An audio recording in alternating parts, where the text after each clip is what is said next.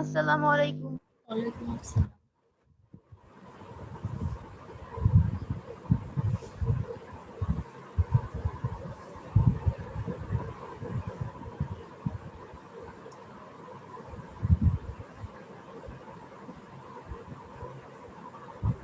আসসালামু আলাইকুম। আচ্ছা, ঈদ পরবর্তী ক্লাসে তোমাদের সবাইকে স্বাগত। কেমন আছো সবাই?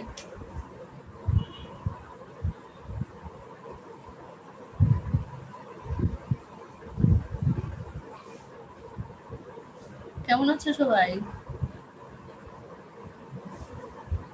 আলহামদুলিল্লাহ ভালো আছি। আপনি ভালো আছেন ম্যাম? আলহামদুলিল্লাহ ভালো আছি।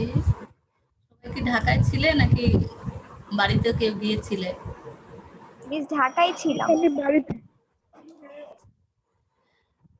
যারা ঢাকায় ছিলে তারাই ভালো করেছো, কষ্ট করে বাড়িতে যাওয়া, যে কষ্ট এবার মানুষ করে বাড়িতে গিয়েছে, এভাবে বাড়িতে না যাই ভালো। যাই হোক, অনেকের হয়তো বিভিন্ন প্রবলেমের কারণে যেতে হয়েছে বাড়িতে। এবার আমার হচ্ছে কি কথা ছিল, সেকেন্ড পেপারের প্রথম অধ্যায়ের পার্ট 1 থেকে 12 পরীক্ষা নেওয়ার কথা ছিল, কিন্তু যেহেতু আজকে ঈদ পরবর্তী ক্লাস আর অনেকেই হয়তো ঈদের মধ্যে পড়াশোনা তেমন করতে পারেনি, যার কারণে পরীক্ষাটা আমি আজকে নিচ্ছি না, পরীক্ষাটা আগামী ক্লাসে হবে। আমি আরেকবার বলছি, পার্ট 1 থেকে কথা অনেক আস্তে আস্তে শোনা যায়। সবাই কি আস্তে শুনতে পাচ্ছ? ম্যাম আসসালামু আলাইকুম। জি মিস, আস্তে আস্তেই শোনা যাচ্ছে। তাহলে আমি আরেকটু জোরে বলতেছি, ঠিক আছে? আমি বললাম যে হচ্ছে তোমাদের আজকের ক্লাসে বা বলেছিলাম যে নেক্সট ক্লাসে পরীক্ষা হবে সেকেন্ড পেপারের প্রথম অধ্যায়ের পিরিয়ড 1 থেকে 12। কিন্তু যেহেতু আজকে ঈদ পরবর্তী ক্লাস, অনেকে ঈদের মধ্যে পড়াশোনা করতে পারো নাই, যার কারণে পরীক্ষাটা আমি আজকের ক্লাসে না নিয়ে আগামী ক্লাসে নিব। অতএব পরীক্ষার বিষয়টা তোমরা মাথায় রাখবে। 10টা ছোট প্রশ্ন হবে, গুগল ফর্মে আমরা পরীক্ষাটা দিব। সেখানে হচ্ছে পিরিয়ড তোমাদের কবির স্যারের বইয়ের পিরিয়ড 1 থেকে 12 এই পর্যন্ত তোমরা পড়ে রাখবে। এখান থেকে 10টা প্রশ্নের উপরে একটা পরীক্ষা হবে। যাদের কাছে কবির স্যারের বই নেই তারা টপিকসগুলো দেখে নিয়ে অন্য রাইটার থেকে সেই টপিকসগুলো পড়ে নিলেও হবে। আচ্ছা, এবার যেহেতু আমি এই প্রথম অধ্যায়ের উপরে 2টা পরীক্ষা নিব, পিরিয়ড 1 থেকে 12 পর্যন্ত একটা, দেন হচ্ছে পরের টুকু আরেকটা, তাহলে 2টা সপ্তাহে আমি 2টা পরীক্ষা নিব। এই জন্য এই 2টা সপ্তাহে আমি এই অধ্যায়ের উপরেই সৃজনশীল সালের যে কোশ্চেনগুলো আসে সেগুলো নিয়ে আলোচনা করব। কেননা আমি যদি এখন নতুন অধ্যায় শুরু করতে যাই তখন সেই অধ্যায়ের পড়া বোঝা আবার হচ্ছে তোমরা এই অধ্যায় পড়ে পরীক্ষা দিবা, 2 অধ্যায় হয়ে যাবে, যার কারণে এই 2টা সপ্তাহেও আমি এই অধ্যায়ের উপরে আলোচনাটা চালিয়ে যাব। তোমরা জানো আমি অনেকগুলো সৃজনশীলের গহ্বর নিয়ে তোমাদের সাথে পূর্বে আলোচনা করেছি। আজকেও তেমন যতটুকু সময় পাওয়া যায় এরকম 2-3টা সৃজনশীল প্রশ্নের গহ্বর নিয়ে আলোচনা করব। আশা করি সবাই ক্লাসে মনোযোগ দিয়ে বোঝার চেষ্টা করবে, এবং ম্যাথমেটিক্যাল প্রবলেম যেহেতু এই অধ্যায়ে বেশি, সেজন্য বিভিন্ন ধরনের প্রশ্ন হয় পরীক্ষায়। যারা সালের কোশ্চেন দেখেছো তারা নিশ্চয়ই দেখেছো যে অনেকভাবে একই প্রশ্নের উত্তর হবে, বাট প্রশ্নটা হবে অনেক ধরনের, বিভিন্নভাবে প্রশ্ন আসতে পারে কিন্তু উত্তর একই হয়। এরকম যদি তোমরা ক্যালকুলেশন বাসায় বেশি বেশি করে প্র্যাকটিস করো তাহলে যে প্রশ্নই আসুক না কেন তোমরা এখান থেকে অ্যান্সার করতে পারবে। আর আরেকটা বিষয় তোমাদের মনে রাখতে হবে, আমাদের এই কেমিস্ট্রি ফার্স্ট পার্ট এবং সেকেন্ড পার্ট 2টা অধ্যায় সবগুলো চ্যাপ্টারই কিন্তু সহজ নয়। বেশ কিছু চ্যাপ্টার আছে, যেমন হচ্ছে দ্বিতীয় পত্রের সেকেন্ড চ্যাপ্টার জৈব রসায়ন, সেটা অনেক বড় একটা অধ্যায়, অনেক ডিটেলস আলোচনা। তো ওই অধ্যায় থেকে প্রশ্নের উত্তর করতে একটু কষ্ট হয়, যার কারণে কিছু অধ্যায় তোমাদের বেছে নিতে হবে যে অধ্যায়গুলো থেকে তোমরা অবশ্যই প্রশ্নের উত্তর ভালোভাবে করতে পারবে। তেমন একটা অধ্যায় হচ্ছে দ্বিতীয় পত্রের প্রথম অধ্যায়। প্রতি বছর এখান থেকে একটা ফুল সৃজনশীল তো হবেই, কোনো কোনো বছর 2টাও হয়, অথবা কোনো কোনো বছর 2টার অধিক হয়, অর্থাৎ 2টা ফুল সৃজনশীল হয়, অথবা একটাতে কোনোটা গ বা ঘ এরকম লাগিয়ে দেওয়া থাকলো। আর ক খ প্রশ্ন তো যে কোনো অধ্যায়ের প্রশ্নে যে কোনো অধ্যায় থেকে অ্যাড হতে পারে। এজন্য তোমাদের এই দ্বিতীয় পত্রের প্রথম অধ্যায়টা খুব ভালোভাবে পড়তে হবে, যার কারণে আমি সালের অনেকগুলো কোশ্চেন নিয়ে আলোচনা করেছি, আরো বিগত 2 ক্লাসে করব, মানে আগামী 2 ক্লাসে করব। এজন্য তোমরা একটু মনোযোগ দিয়ে বোঝার চেষ্টা করবে। হয়তো একই ধরনের অঙ্ক আমি 2-3টা ক্লাসে এরকম করিয়েছি, হয়তো মনে করবে যে এই অঙ্কটা তো আমরা এর আগের ক্লাসেও করেছি, কিন্তু ভালো করে খেয়াল করলে দেখবে যে প্রশ্ন হয়তো এক নয়, উত্তরটা হয়তো একইভাবে করতে হবে, কিন্তু প্রশ্নটা অবশ্যই আলাদা। মিস আসসালামু আলাইকুম। ওয়ালাইকুম আসসালাম।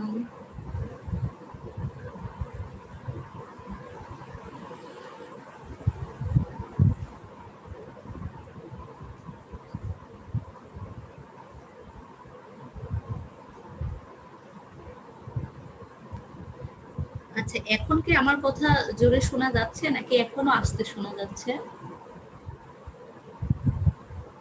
ম্যাম আগের থেকে ভালো। আচ্ছা, তারপরে মনে হচ্ছে একটু আস্তেই শোনা যাচ্ছে, আগের থেকে ভালো, বাট মনে হয় একদম আগে যখন ক্লাস নিতাম ওরকম মনে হয় শোনা যাচ্ছে না, তাই না? জি ম্যাম। যাই হোক, হয়তো হেডফোনের প্রবলেম বা নেট কানেকশনের ম্যাম প্রবলেম। আসসালামু আলাইকুম। এখন তো ক্লিয়ারলি শোনা যাচ্ছে, এখন তো প্রবলেম হচ্ছে না। আচ্ছা, ঠিক আছে। এবার দেখো, আমি একটা উদ্দীপক দিচ্ছি, সেই উদ্দীপক থেকে গ এবং ঘ কি ধরনের প্রশ্ন আসতে পারে সেটা নিয়ে একটু আলোচনা করব। প্রথমে ধরো দুইটা আমি পাত্র দিচ্ছি, একটা পাত্রে ধরো এ গ্যাস আছে, এই পাত্রেতে আমার হচ্ছে পরিমাণ দেওয়া আছে, এটা তাপমাত্রা দেওয়া আছে 25°C। আর কি দেওয়া আছে? V1 দেওয়া রয়েছে। V1 মানে আমরা জানি প্রত্যেকেই যে আয়তন, আয়তন হচ্ছে 400 ml।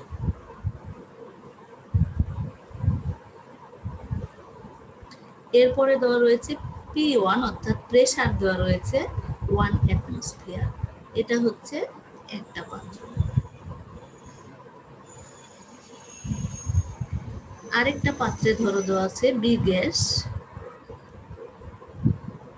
সেটারও তাপমাত্রা হচ্ছে 25°C। এখানে V2 দেওয়া রয়েছে 0.45 ডেসিমিটার কিউব। আর দেওয়া রয়েছে P2, সেটা দেওয়া রয়েছে 152 কিলো প্যাসকেল। এটা হচ্ছে বি পাত্র। এবার এই দুইটা পাত্র থেকে গ্যাসগুলো এসে আরেকটা পাত্রে জমা হচ্ছে, তেমন একটা পাত্র, সেটাতে আছে হচ্ছে আমার ধরো ভি সমান সমান দেয়া রয়েছে 0.85 লিটার। এখানেও তাপমাত্রা হচ্ছে 25°C। আর মোট যে চাপ সেটা পি এর মান দেওয়া রয়েছে 1.26 অ্যাটমসফিয়ার। এখন যে কাজটা আমাদের করতে হবে, গ নং প্রশ্নে হচ্ছে তৃতীয় পাত্র, 3 নম্বর যে পাত্র রয়েছে, তৃতীয় পাত্রের তাপমাত্রা 30°C পর্যন্ত বাড়ানো হলে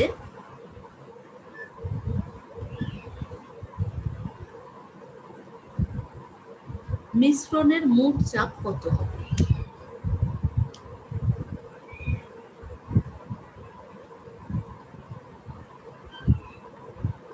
এটা হচ্ছে গ নং প্রশ্ন। আমরা গ নংটাই আগে শেষ করব, তারপর ঘ নং প্রশ্নে যাব। তাহলে তৃতীয় পাত্রে যেহেতু আমাকে বলেছে যে তাপমাত্রা 30°C বাড়ালে, এখানে তাপমাত্রা দেয়া আছে 25°C, সেখান থেকে আমাকে বাড়াতে বলছে, আরো 5°C বাড়ানো হয়েছে, সেখানে বাড়ালে মিশ্রণের মোট চাপ কতটুকু হবে সেটা বের করতে বলেছে। তাহলে যেহেতু তৃতীয় পাত্রে বলেছে, কিন্তু আমার অবশ্যই এখানে দুইটা পাত্রকে কাজে লাগবে। প্রথম এবং দ্বিতীয় পাত্র থেকে যেহেতু আমরা তৃতীয় পাত্রটাতে গ্যাসগুলো এখানে সঞ্চালন করেছি, এনেছি, সেজন্য দুইটা পাত্রের ব্যবহার করতে লাগবে।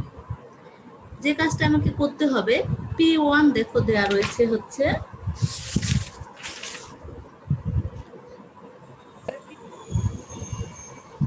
আচ্ছা, কেউ কি কিছু বলছো?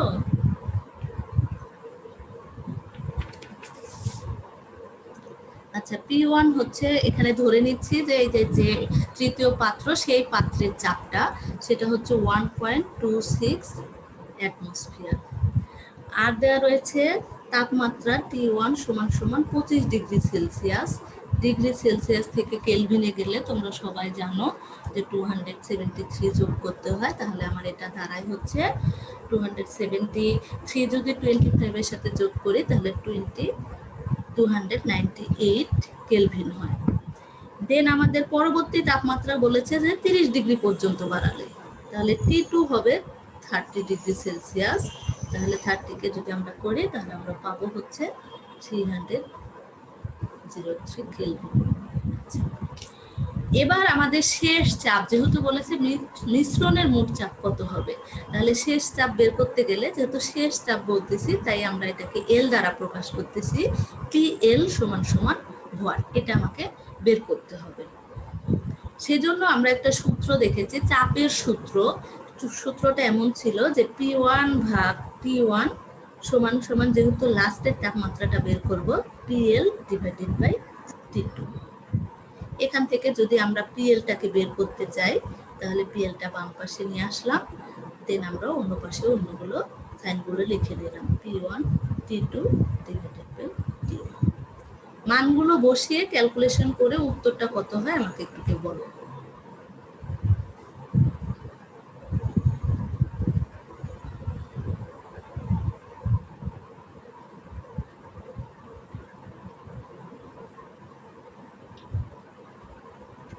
ম্যাম 1.28 হয়। 1.28, আচ্ছা 1.28, জি ম্যাম। আচ্ছা 1.28 অ্যাটমসফিয়ার। এই অঙ্কটা দেখো সহজেই তোমরা পেরে যাবে, কেননা যেহেতু আমাকে শুধু তৃতীয় পাত্রের মিশ্রণের মোট চাপ কত হবে সেটা বের করতে বলেছে। কিন্তু প্রবলেম হবে কোথায়, তোমাদের ঘতে যে প্রশ্নটা থাকবে সেই প্রশ্নে। কারণ হচ্ছে এতে দেখো গ্যাসের আয়তন দেওয়া আছে ml এ, চাপ দেওয়া আছে অ্যাটমসফিয়ারে, কিন্তু বি গ্যাসে আয়তন দেওয়া আছে ডেসিমিটার কিউবে। কেউ যদি এখন ডেসিমিটার কিউবকে ml এ কনভার্ট করতে না পারো, ডেসিমিটার কিউব রেখে যদি ক্যালকুলেশন করো তাহলে কিন্তু তার উত্তরটা হবে না। আবার কিলো প্যাসকেল আছে, কিলো প্যাসকেল থেকে আমাকে যেতে হবে কিসে, অ্যাটমসফিয়ারে। যদি এই কাজটা কেউ করতে না পারো তাহলেও কিন্তু অঙ্কটা হবে না। অতএব এই কনভারসেশনগুলো আমি এই অধ্যায়ের শুরু থেকেই তোমাদের বলেছি, একক এবং কনভারসেশন এই জিনিসগুলো যদি তোমরা ভালো করে না বোঝো এই অধ্যায়ের ম্যাক্সিমাম ম্যাথমেটিক্যাল প্রবলেমই তোমরা সলভ করতে পারবে না। সেই জন্যই আমি বারবারই তোমাদেরকে বলেছি যে কিভাবে আমরা ডেসিমিটার কিউব থেকে ml এ যেতে পারি, লিটারে যেতে পারি, কিভাবে কিলো প্যাসকেল থেকে অ্যাটমসফিয়ারে যেতে পারি, এগুলো একদম অধ্যায়ের শুরুতেই বলেছি। এবং কখন কোন এককটা ব্যবহার করব, যেমন মোলার গ্যাস ধ্রুবক আর এর বিভিন্ন একক রয়েছে, সেই এককে কখন কোনটা ব্যবহার করব, অন্যান্য এককের সাথে মিল রেখে আমরা এই বিষয়গুলো বারবার আলোচনা করেছি। বারবারই তোমাদেরকে বলি তোমরা এই বিষয়গুলো অবশ্যই ভালো করে মনে রাখবে। এবার আমি তোমাদেরকে ঘ নং প্রশ্নটা দেখাবো যে ঘ নং প্রশ্নটা কি।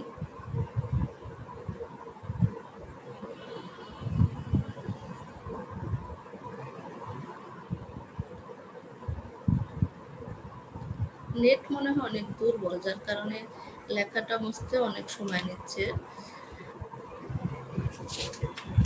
আচ্ছা, এর আগের দুইটা ক্লাসে কি হয়েছে আজকে? জি ম্যাম, হয়েছে।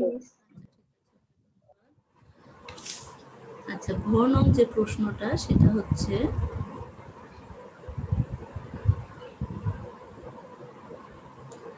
মোট চাপ কি ডাল্টনের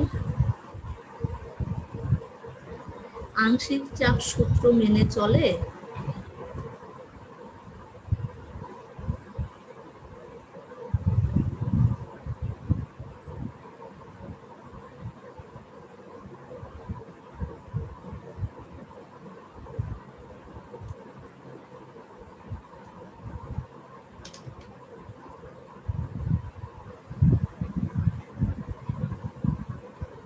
গাণিতিকভাবে বিশ্লেষণ।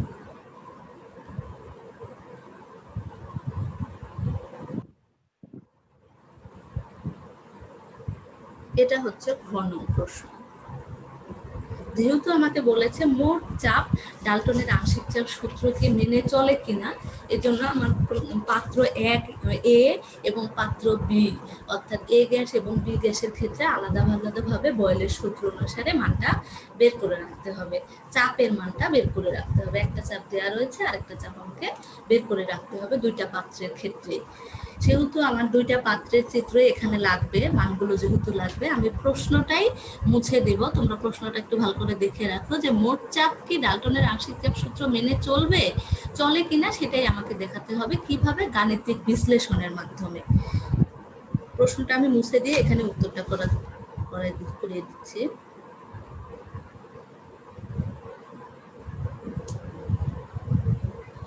প্রথমে আমরা কি করব, পাত্র এ এর ক্ষেত্রে অর্থাৎ এ গ্যাসের ক্ষেত্রে ঘ নংয়ের উত্তর এটা হবে। এ গ্যাসের ক্ষেত্রে আমরা কি করব, কি কি দেয়া রয়েছে সেটা আগে দেখব।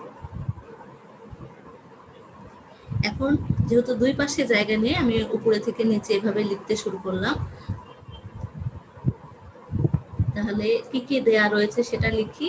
V1 400 ml, এ পাত্রের ক্ষেত্রে তেমন কোনো প্রবলেম নেই, সবগুলো মান সেমই দেওয়া রয়েছে। P1 হচ্ছে 1 অ্যাটমসফিয়ার। মোট আয়তন আমার দেখো তৃতীয় পাত্রে দেওয়া রয়েছে মোট আয়তনটা, তাহলে ভি হচ্ছে 0.85 লিটার। বলো এটাকে মেলে গেলে কত হবে?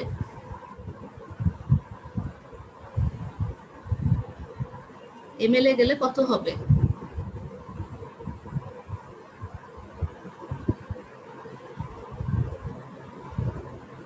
কেউ বলতে পারবে না? হ্যাঁ, 1000 দ্বারা গুণ করতে হবে, তাহলে কত হবে?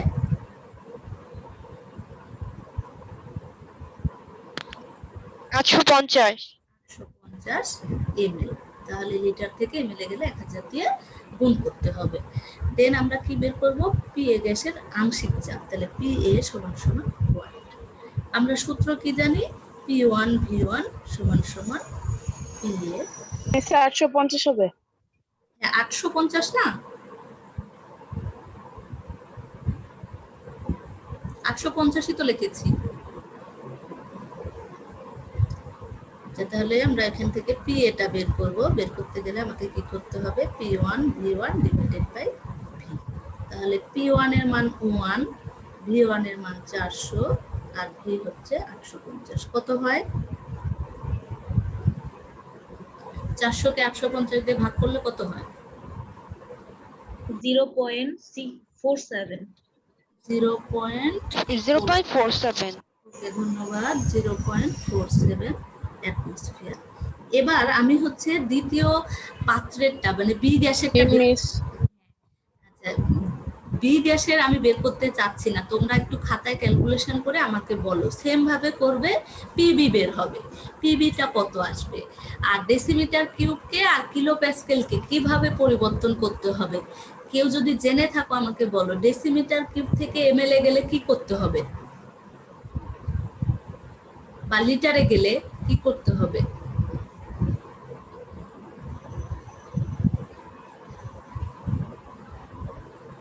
দশ হাজার দিয়ে গুণ করবো। কে 10,000 দিয়ে গুণ করবে?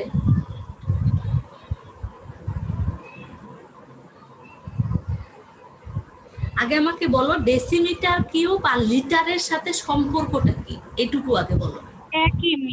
একই।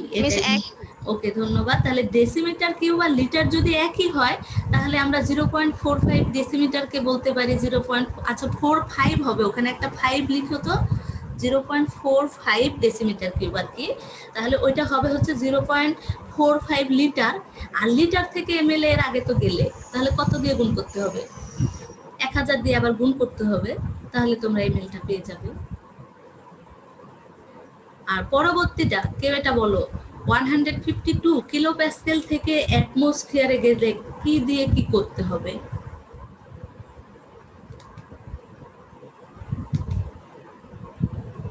আরো যদি জানা থাকে একটু বলো, কিলো প্যাসকেল থেকে অ্যাটমসফিয়ারে।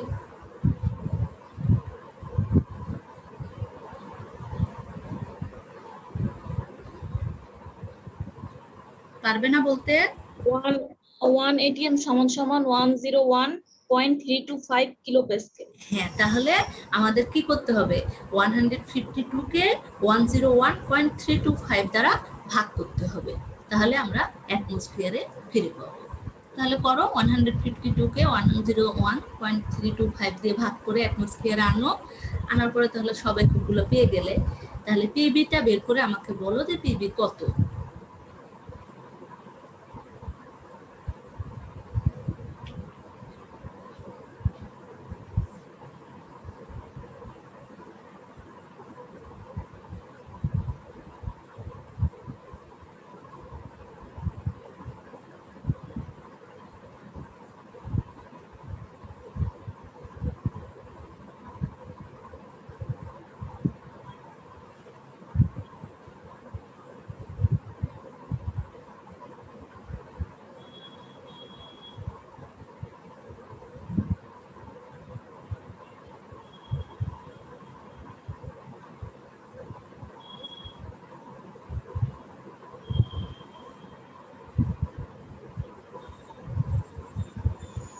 হয় নাই এখনো?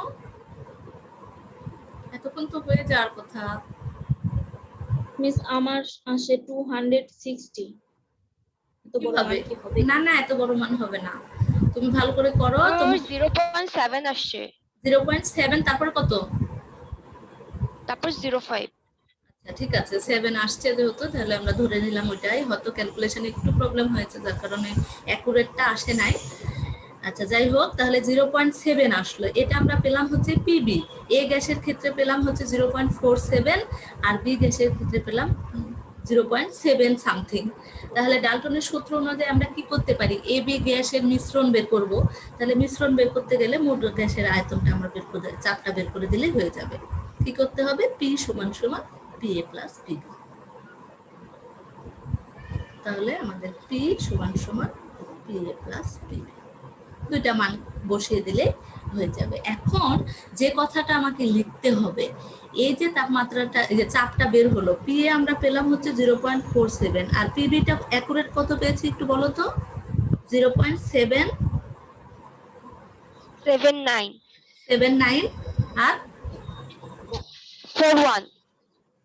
ওকে ঠিক আছে, এই দুটো যোগ করলে কত হয় বলো তো?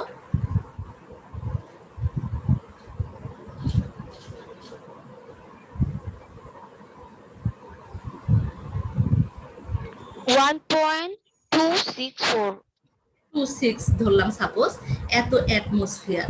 এবার দেখো তো তৃতীয় পাত্রের চাপ কত, 1.26 অ্যাটমসফিয়ার না? তাহলে যেহেতু মিশ্রণের মোট চাপ আর এই তৃতীয় পাত্রের যে চাপটা তৈরি হয়েছে সেটা 1.26, এই দুইটা যেহেতু সমান, তাহলে আমরা কি বলতে পারবো যে যেহেতু আমরা ডাল্টনের সূত্র থেকে জেনেছি যে মোট চাপ হবে আংশিক চাপের সমান, তাহলে মোট চাপ 1.26 আছে, আবার আংশিক চাপটা যোগফল আমরা 1.26 অ্যাটমসফিয়ার পেলাম। তার মানে আমরা বুঝলাম যে এখানে মোট চাপ ডাল্টনের আংশিক চাপ সূত্র মেনে চলে। যদি এই মানটা কম বেশি হতো তাহলে আমরা বলতাম যে আংশিক চাপ সূত্র মেনে চলে না। যেহেতু সেম এসেছে বা একটু যদি সামথিং চেঞ্জ হয়, যেমন 1.26 এর জায়গায় যদি 2.5ও হয়, তারপরে আমরা ধরে নেব যে এই মানটা অনেকটাই সেই চাপের কাছাকাছি, দেন আমরা বলবো যে অবশ্যই এটা ডাল্টনের আংশিক চাপ সূত্র মেনে চলে। এটা হচ্ছে এই সৃজনশীল প্রশ্নের গ এবং খ।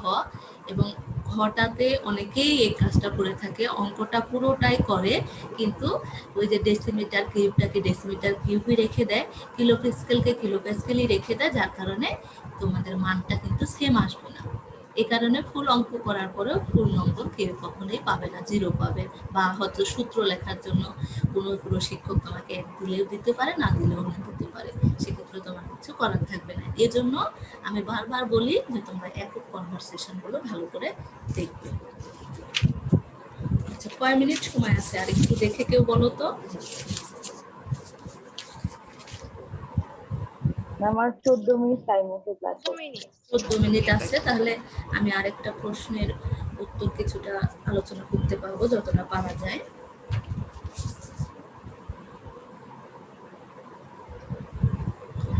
আচ্ছা, এই প্রশ্নটা হচ্ছে একটা গ্রাফ দিয়ে।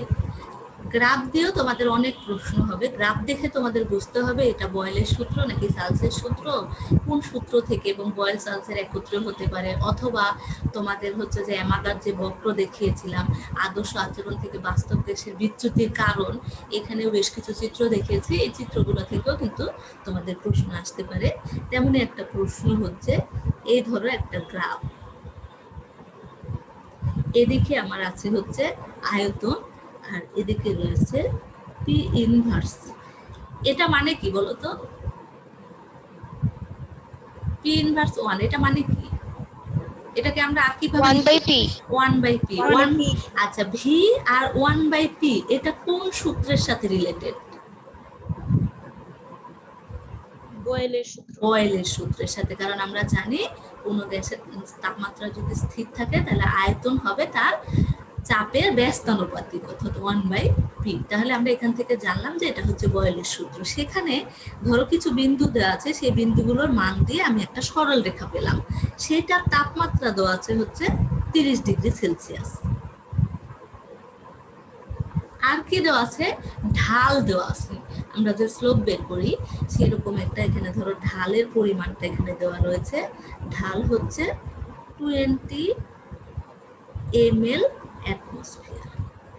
এটা হচ্ছে ঢালের পরিমাণটা দেওয়া আছে। এখানে প্রশ্ন হচ্ছে বনং যে প্রশ্নটা হচ্ছে 2.5 অ্যাটমসফিয়ার চাপে উদ্দীপকের গ্যাসটির আয়তন কত?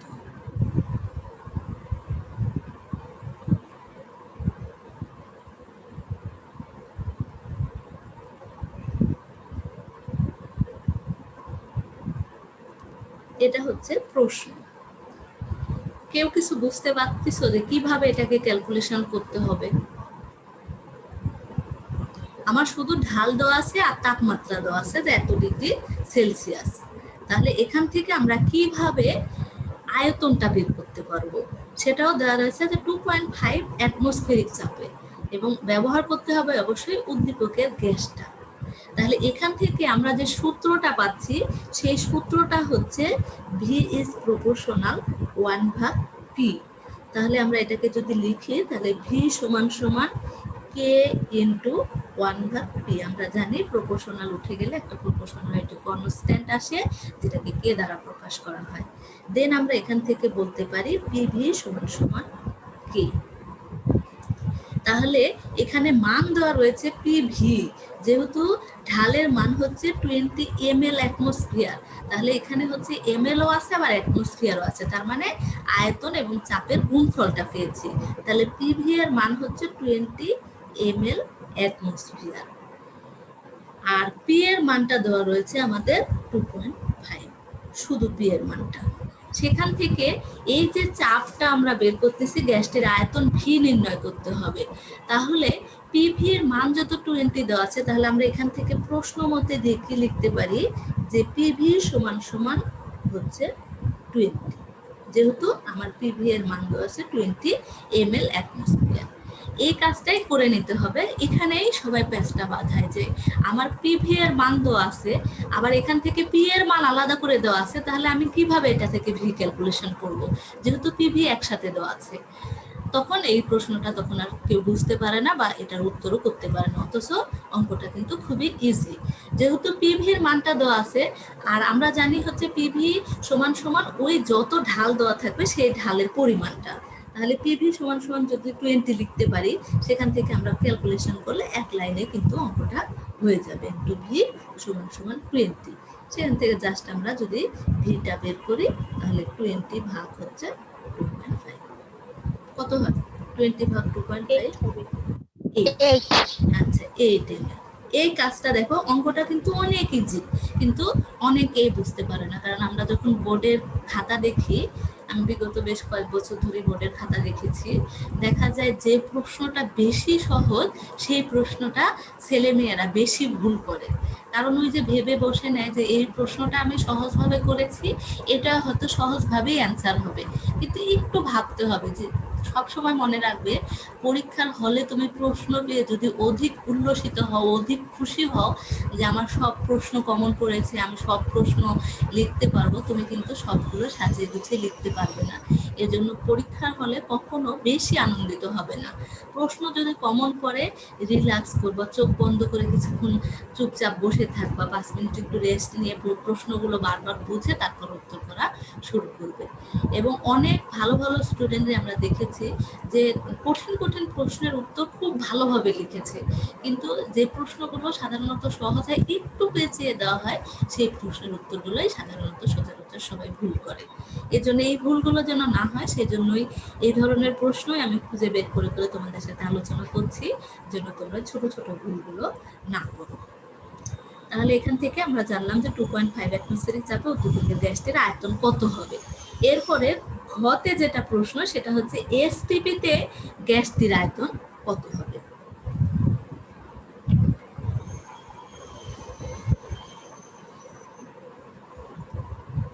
এবার আমাকে কেউ একজন বলো, এসটিপিতে চাপ কত?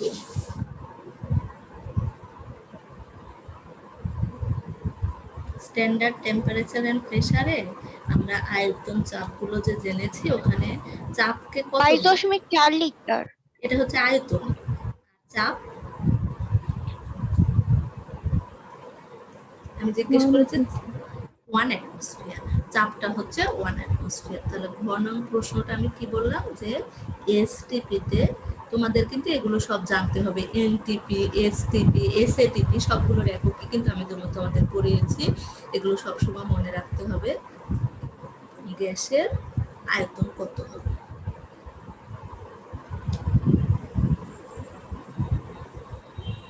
তাহলে যেটা যেটা এখান থেকে আমরা পাচ্ছি সেটা আগে লিখে দিই।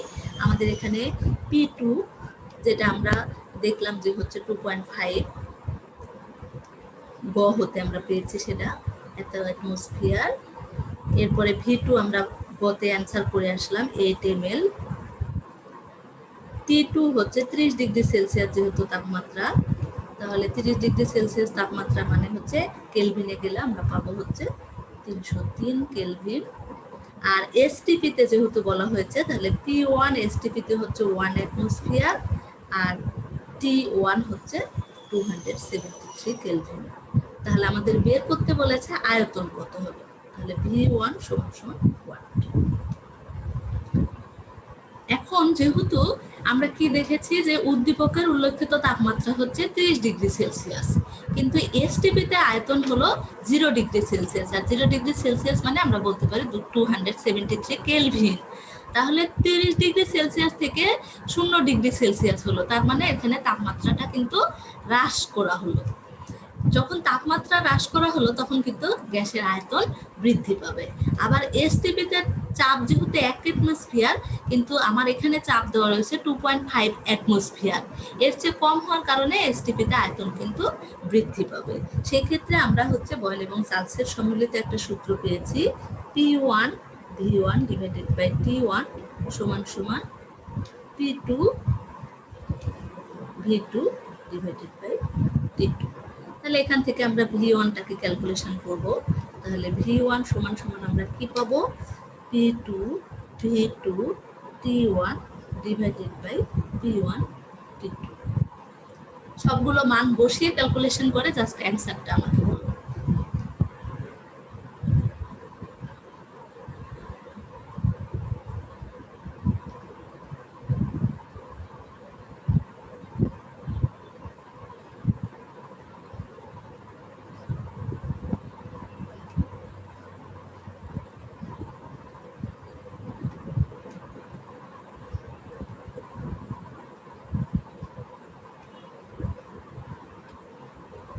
এইটিন 10.01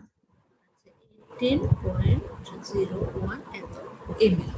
তাহলে দেখো অঙ্কটা কিন্তু খুব সহজ, কিন্তু একটা জিনিস খেয়াল রাখতে হবে যে এসটিপিতে বলেছি, এসটিপিতে যদি কোনো গ্যাসের আয়তন তাপমাত্রা আমার জানা না থাকে তাহলে কিন্তু এই অঙ্কটা আমি সলভ করতে পারবো না। এই জন্য এককগুলো ভালো করে জানবে। এসটিপিতে কত, এনটিপিতে কত, এসএটিপিতে কত, এবং এগুলো এমসিকিউতেও আসে যে এসএটিপিতে কোনো গ্যাসের আয়তন কত, এসটিপিতে কোনো গ্যাসের আয়তন কত, চাপ কত, এগুলো আলাদা আলাদাভাবে এমসিকিউতে আসে। আবার এরকম ম্যাথমেটিক্যাল প্রবলেম সলভ করতে গেলেও তোমাদের এগুলো নিয়ে আসতে হবে। সিম্পল একটা চিত্র দেওয়া রয়েছে যেখানে শুধু চাপ এবং আয়তনের একটা গ্রাফ দেওয়া আছে, সেখানে একটু তাপমাত্রা উল্লেখ করা আছে আর ঢাল বের করা আছে। সেখান থেকে দুইটা অঙ্ক ক্যালকুলেশন করে বের করে নিয়ে আসা, এটা কিন্তু একটু টাফ। এ ধরনের প্রশ্নই প্রায় পরীক্ষায় আসে। তোমরা এই ধরনের প্রশ্ন যেমন দেখবে সেগুলো বারবার করার চেষ্টা করবে। অনেক সময় একটা জিনিস দেখে বোঝা যায় যে পারবো, কিন্তু পরীক্ষার হলে কিন্তু এই জিনিসটা পারা যায় না। তাই এই জিনিসগুলো একটু ভালো করে দেখবে। আজকের আলোচনা তাহলে এই পর্যন্তই। আমি আগামী দিন যে পরীক্ষাটা নিব সেই পরীক্ষাটার সম্পর্কে একটু বলতে চাই। সেটা হচ্ছে তোমরা অবশ্যই বইটা ভালো করে পড়বে। যে কোনো প্রশ্নের উত্তর করতে গেলে তোমাদের মূল যে জিনিসটাকে আদর্শ ধরে নিতে হবে সেটা হচ্ছে তোমাদের বই। অনেকের গাইড থেকে অনেক ধরনের ক্যালকুলেশন করো, সেখানে হয়তো কোনো কোনো একক কনভারসেশনে ভুলও থাকতে পারে। তোমরা তোমাদের বইটাকে ফলো করবে এবং বইয়ে দেখবে যে বেশ কিছু এমসিকিউ আছে বা সালের কোশ্চেনগুলো আছে, কেমন ধরনের প্রশ্ন এই অধ্যায় থেকে এমসিকিউতে আসতে পারে। যেহেতু গুগল ফর্মে পরীক্ষা নেব, প্রশ্নটা তো যখন এমসিকিউ আকারেই হবে, তাহলে তোমরা সেই জিনিসগুলো ভালো করে একটু বোঝার চেষ্টা করবে, না জেনে কোনো প্রশ্নের অ্যান্সার করবে না। আর ম্যাথমেটিক্যাল প্রবলেম যেহেতু বেশি থাকবে, ম্যাথমেটিক্যাল প্রবলেমগুলো অবশ্যই খাতায় সলভ করে দেন উত্তর দিবে। আশা করি সবার পরীক্ষা ভালো হবে। আমি যদি দেখি যে এই দুইটা পরীক্ষায় তোমরা মোটামুটি সবাই ভালো করেছো, তাহলে বুঝতে পারবো যে তোমরা সেকেন্ড পেপারের ফার্স্ট অধ্যায় থেকে যে কোনো ধরনের প্রশ্ন আসলে পরীক্ষায় পারবে। তারপরে যদি কারো কোনো কোশ্চেন থাকে তাহলে আমাকে পরবর্তীতে জিজ্ঞেস করতে পারো। এই অধ্যায়টা আগামী ক্লাস শেষ করে আমরা কিন্তু পরের অধ্যায়ে চলে যাব। এই জন্য তোমরা যদি নিজেরা কোনো প্রবলেম সলভ করতে যে কোনো প্রবলেমে পড়ো, তাহলে আমাকে পার্সোনালিও জিজ্ঞেস করতে পারো। আবার ক্লাসেও কোনো টপিকস নিয়ে যদি পুনরায় আলোচনা করতে হয়, তাহলে সেটাও আমাকে বলে রাখলে, এক ক্লাসে বলে রাখলে পরবর্তী ক্লাসে ওই টপিকসটা নিয়ে আলোচনা মিস প্রেজেন্ট অ্যাটেন্ডেন্স নেবেন? পেয়ে গেছি, অ্যাটেন্ডেন্স পেয়ে গেছি, নেওয়া হয়ে গেছে। ওকে মিস। আচ্ছা ঠিক আছে, তাহলে তোমরা ভালো করে প্রিপারেশন নিয়ে পরীক্ষাটা ভালো করে দেবে। ঠিক আছে, ওকে, আল্লাহ হাফেজ। আসসালামু আলাইকুম। আসসালামু আলাইকুম।